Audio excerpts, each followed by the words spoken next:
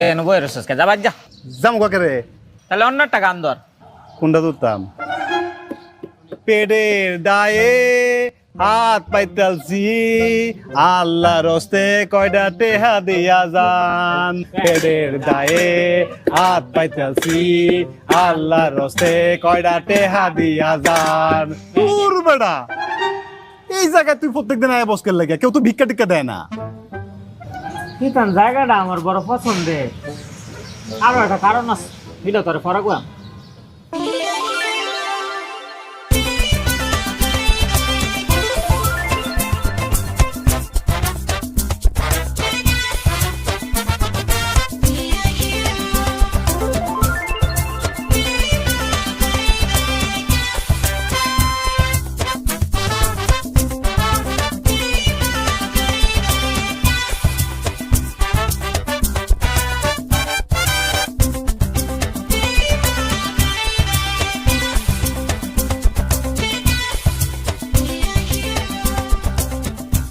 আহারে, এমন একটা সুন্দর ছেলে যদি ভিক্ষা দিত জীবনটা ধন্য হয়ে যাইতো রে।